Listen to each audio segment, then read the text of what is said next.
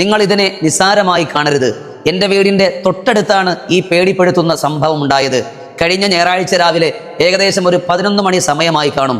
മദ്രസ വിട്ടുകൊണ്ട് ഒരു 6ാം ക്ലാസ്സുകാരി വീട്ടിലേക്ക് പോകുന്ന വഴിയിൽ അന്യസംസ്ഥാന തൊഴിലാളികൾ താമസിക്കുന്നൊരു സ്ഥലമുണ്ട്. അതിൻ്റെ അടുത്തെത്തിയപ്പോൾ അതിൽപ്പെട്ട ഒരുത്തൻ ആ കുട്ടി അടുത്തേക്ക് വിളിച്ചു. ആ കുട്ടി പെട്ടെന്ന് പേടിച്ചോടാൻ തുടങ്ങി. ഇവൻ ആ കുഞ്ഞിൻ്റെ പിന്നാലെ ഓടി. ആ കുഞ്ഞിൻ്റെ വീടിൻ്റെ മുമ്പിൽ വരെ ഇവനെത്തി. ആ കുട്ടി പെട്ടെന്ന് വീട്ടിലേക്ക് ഓടിക്കയറിയത് കൊണ്ട് മാത്രം രക്ഷപ്പെട്ട അവസ്ഥയാണ്. നിങ്ങൾ ചിലപ്പോൾ ചിന്തിക്കും, ഉസ്താദെ ഒന്നും പറ്റിയൊന്നുമില്ലല്ലോ, പിന്നെന്തിനാ ഇതൊക്കെ സമൂഹത്തോട് പറയുന്നതെന്ന്. പ്രിയമുള്ളവരെ, അവൻ്റെ കയ്യിൽ, ഇത്രയും ക്രിമിനൽ മൈൻഡുള്ളവന്മാരുടെ കയ്യിൽ ആ കുരുന്നുമകളെ കിട്ടിയിരുന്നെങ്കിൽ ഇന്നത്തെ പ്രധാന വാർത്ത തന്നെ ചിലപ്പോൾ അതാകുമായിരുന്നു. നമ്മൾ ഈ വിഷയത്തിൽ ശക്തമായി പ്രതികരിച്ചില്ല എങ്കിൽ ഒരുപാട് അപകടങ്ങൾ നമ്മുടെ കേരളത്തിന് സംഭവിക്കുക തന്നെ ചെയ്യും. ഈ അന്യസംസ്ഥാന തൊഴിലാളികൾ പലരും ലഹരിക്കടിമകളാണ്. അവരുടെ നാടുകളിൽ മോഷണവും കൊലപാതകങ്ങളും പീഡനങ്ങൾ പോലത്തെ വലിയ തെറ്റുകൾ ചെയ്ത് പോലീസ് പിടിക്കാതിരിക്കാൻ ഒളിവിൽ കഴിയാൻ വേണ്ടിയാണ് പലരും കേരളം തെരഞ്ഞെടുക്കുന്നത്. നല്ല വരുമാനം, പിന്നെ പോലീസ് പിടിക്കൂല.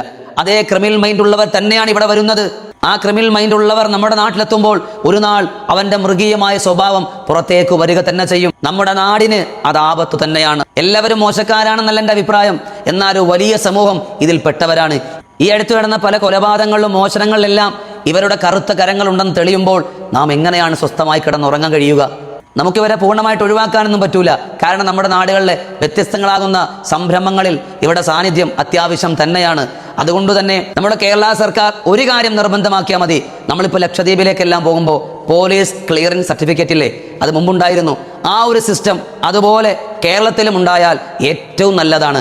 ക്രിമിനൽ പശ്ചാത്തലമുള്ളവർ നമ്മുടെ നാട്ടിലേക്ക് എത്താതിരിക്കും. അതുപോലെ ഇവരെ സ്പോൺസർ ചെയ്യുന്നവർക്കും ജോലിക്ക് വേണ്ടി ഇവരെ നിർത്തുന്നവർക്കും കൂടെ ഇവരുടെ ഉത്തരവാദിത്തം കൊടുത്താൽ കുറച്ചും കൂടെ നല്ലവരെ മാത്രം നോക്കിയിട്ടേ അവരൊക്കെ ജോലിക്കെടുക്കൂ. അങ്ങനെ പരിഹരിക്കാൻ പറ്റുന്ന വിഷയമാണിത്. എല്ലാവരും ഈ കാര്യത്തിൽ ഒരു മുൻകൈ എടുക്കുക തന്നെ വേണം. ഞാൻ ഈ പറഞ്ഞതിനോട് നിങ്ങൾ യോജിക്കുന്നെങ്കിൽ നിങ്ങൾ കമൻറ്റുകളായിട്ട് സപ്പോർട്ട് ചെയ്യുക.